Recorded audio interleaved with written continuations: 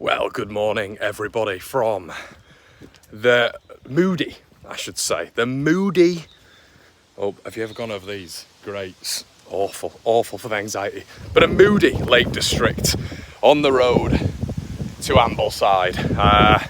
How we all doing? Anyway, got a bit of news to talk about today. Nothing too extravagant, but I know you all like your morning updates. I know you all like your updates when it comes to stuff like this, and we've not done one of these. Well, a walkabout in it feels like quite a while. Normally we're just recording in the old studio now, and I know a lot of you guys do actually enjoy this, so let's have a little bit of a stroll down here, shall we? But some view. Okay, so what we've got to talk about today. Anyway, that's prevalent. I have to say, we have to stick to PSR. Now, it's interesting. Obviously Leicester City got off, didn't they, when it came to PSR, and fair play to them, they've managed to get around it. Is it fair? Well, I'll tell you who doesn't deem it fair in terms of spending is the EFL. Now, they have released a statement that is pretty, well, I'm obviously paraphrasing here, but they sort of essentially condemn what the Premier League have done in terms of the rules, restrictions, constraints, and they're disappointed with what's happened when it comes to Leicester City and the verdict which we're all speaking about yesterday, everyone, which of course was that Leicester City are not going to be charged.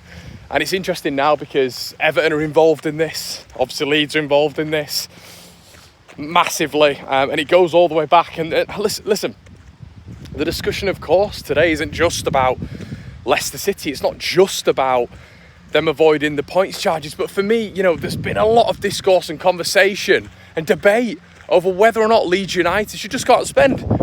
Go out and spend the money. Why care? Why do we care about X, Y and Z when, look, Everton have got away with it relatively. I mean, what over the period of time, what was the points deduction when it came to Everton? It was barely anything for what they essentially breached. You've also then got Leicester City who, for all intents and purposes, were essentially going to be relegated. They were essentially going to be relegated immediately. Without a second thought, really. Why? Well, because of the points deduction. We thought there'd be a fine as well. And I know we spoke about this in yesterday's video, but it's so interesting now that the EFL have kind of come out and as I've just mentioned, condemned it, because it's kind of how we all feel a little bit, and they're disappointed in the verdict, and that speaks volumes, obviously. But it just, I was having a conversation the other day, and I thought to myself, do you know what? Like, what if just screw it, Leeds? The 49ers are so meticulous and very business steady, and you think to yourself, yeah, okay, I don't mind that. I like the club being like this. I understand it. It's a very, very, very good business model in terms of not breaking rules or not even applying any sort of risk. As I try and open this bloody gate. How are you opening that then? Corner versus gates. But yeah, so I thought to myself, it was going to be one of those things where continuously I'd go around on these things and say, look guys, there's no point in trying to break the rules.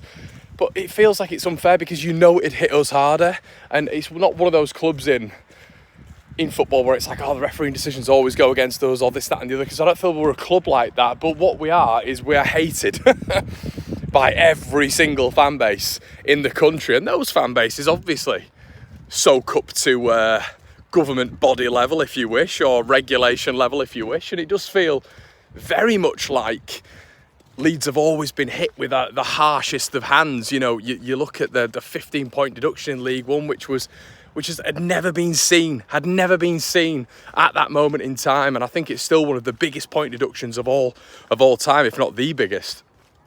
And you just know, if we were to spend that amount of money, if we were to spend and just be frivolous with it, which we could do in January, we know we've got like 13 million quid plus, of which we didn't spend on Gus Harmer. That was in the coffers, that was there. And Leeds, if anything, reserved money in Altanaka. They reserved money, obviously, in Isaac Schmidt. That was only, 6 million quid for 2 players. Now, that could be deemed as a very good bit of business. And we could be looking back at this and saying, excellent news. Leeds don't need to break the rules. They don't need to break the bank. But at the same time, it gives you that, obviously, upper hand. It gives you the massive upper hand. And I just think to myself sometimes, I know you guys are in agreement, really. what's the point in these restrictions? What is the point? What's, you know, what are we getting out of it?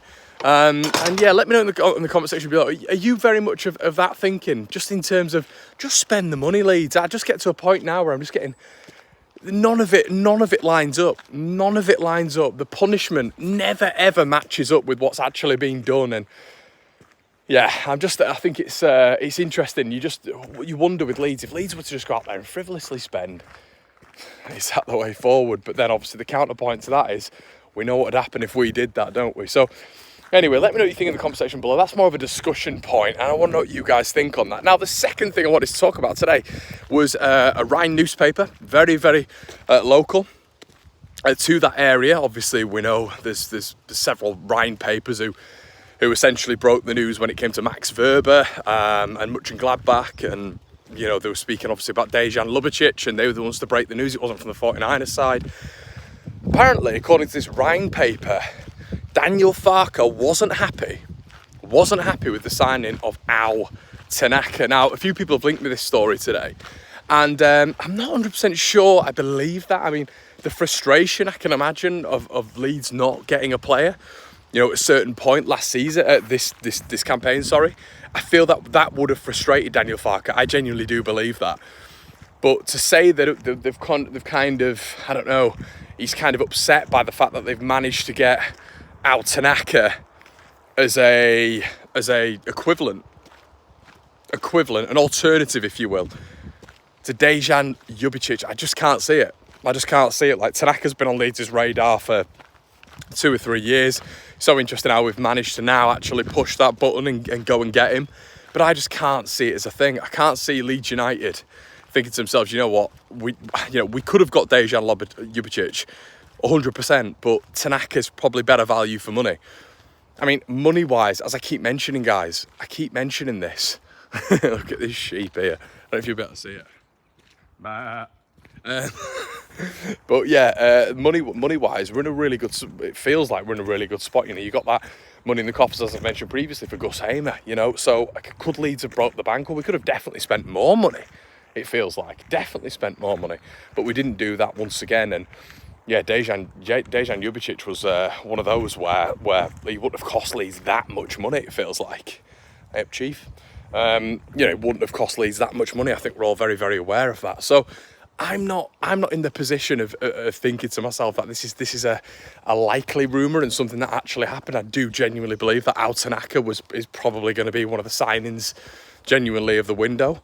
And Dejan Ljubicic, there was something where Leeds weren't happy. 100% something where they weren't happy with that, because that one could have been a goer. Well, guys, it's been a bit of a short one from me. Discussion point and a little bit of a chat at the end there. But let me know what you think in the comment section below. Do you agree? Do you disagree? Like, comment, subscribe as always. And I'll see you very soon. Cheers.